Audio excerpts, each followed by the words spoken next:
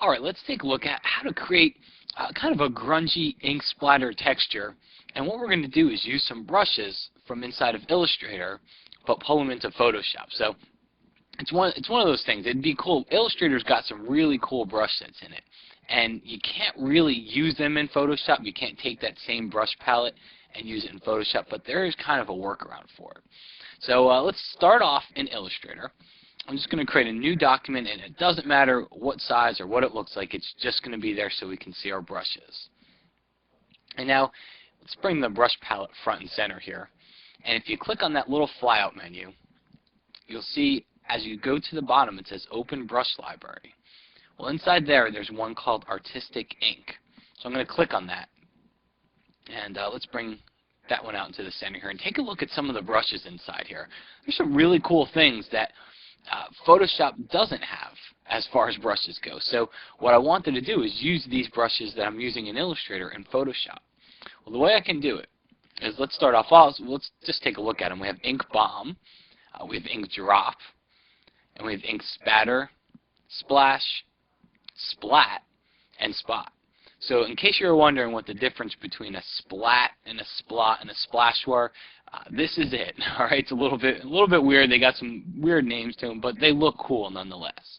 So what we'll do is we'll start off with Ink Bomb, and I'm going to take this and drag it over into my artboard. And you see here it appears. So I'm just going to click on it once to select it, and then copy it. Control C on the PC, Command C on the Mac, and then I'll flip over to Photoshop.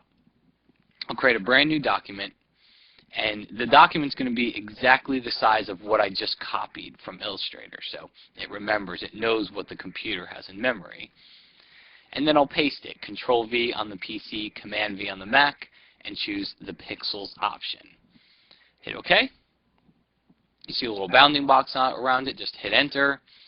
And now I've got that brush inside of Photoshop. So now I need to really make it a brush that Photoshop can use. So I choose Select, All, and then go to the Edit menu and choose Define Brush Preset. And you see here it gives it a name. You can give it another name if you want, but just click OK. And now if I go to my Window menu and I look at my Brushes palette here, you'll see that I indeed have these brushes that I just created. Okay, there's a sampled brush 5. I did this before, so I have some in there, but there's the one that I just created now. So it appears inside of my brushes palette. So now the process is go through and do this a few more times. You see I've done it 4 times over here.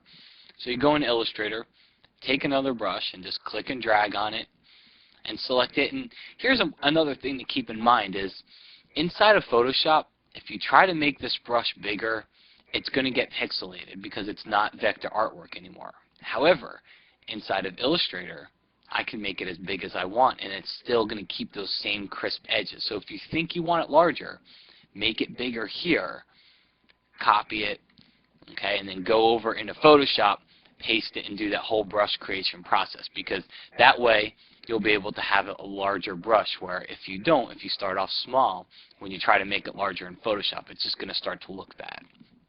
Alright, so go do that process a few times and get a few brushes like I have here. And then let's start to create an image with it. I'll show you a couple of ways you can use the brushes. I'll create a new image, and we'll just do 640 by 480. Hit OK. And the first thing that I want to do here is move my brushes palette because it's too big and in the way. Now, I'm going to create a new layer. I'm going to select my rectangular marquee tool, and I'm just going to draw a rectangle here, and see that grayish color. Let's go ahead and set that to my foreground, and I'm going to hit Alt Backspace on the PC, Option Delete on the Mac, and that fills with the foreground color. So now I've got a little rectangle. Now let's start to, we'll go ahead and we'll put some text on it. Grunge I'll type in. And let me change the color to white so you can see it. There we go. I'll also go into Free Transform. That's Control T, Command T on the Mac, and make it larger. So now I've got some text, and now let's start to add some of those ink splatters and splats and spots and drops to it. I'm going to create a layer below my rectangle. Select the brush tool, and now we will bring in our brushes palette, wherever it may be. There it is. So let's bring in our brushes palette and just click on the brush inside the brush picker here to select it. And the very first thing you need to do is increase the spacing, because by default it's going to get spaced very close together. So you need to make them further apart.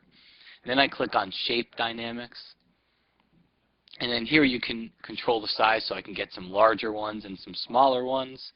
And then I can also control the angle. See how it kind of makes them spin around a little bit more of a random effect here. And then I will just start to paint on my image. So now I got some little splatters and spots. So we'll do the same thing. Let's pick on a different brush, increase that spacing, add my shape dynamics to it. You can even add scattering, and scattering just starts to do just that. It scatters. It kind of makes them off the center line a little bit. And we'll come inside here and we'll do the same thing. We'll do a little scattering. I'll even switch my foreground color to this tan background. I'll even show you the RGB values here. And then we can get some different colors brought into the image as well. And then we'll do it a couple more times here. Go under brush tip shape, select one of the other brushes. See, this one's got a lot more to it, a lot more kind of splats and splatters and drops to it. And again, we've got our shape dynamics and our scattering on. We'll make this one a little bit darker. There we go. Now the only thing I think it's missing is this rectangle is a little bit too precise, considering that we're creating this really grungy image. So let's go ahead and create a new layer on top of the rectangle, and we'll do the same thing. We'll add that same paintbrush to it, and you'll see it'll start to deteriorate since we're putting it on top of that rectangle. Start to deteriorate some of those edges inside there. Okay, and just paint around it so it doesn't look so much like a precise rectangle. And then the last thing I'll do is add a layer on top of the text. And I'll probably come in here and just do the same thing, just a couple of quick brush swipes here, just to grunge up that type a little bit so you can kind of see through it into the background. It doesn't make it look like it's so perfect on top there. So what you've got here is a very cool way to utilize some of the brushes that you have inside of Illustrator. And as I showed you before, you just click and drag on the brush onto the artboard here and select it, and then you can copy and paste it into Photoshop. And it doesn't just work for the brushes that you see here. If you go to your brush picker, you'll see that there is about 20 different brush sets inside of Illustrator, and a lot of them have some very cool shapes and some very cool patterns to them. So if you're looking for a brush in Photoshop, you don't find it, chances are you might find something really cool inside of Illustrator.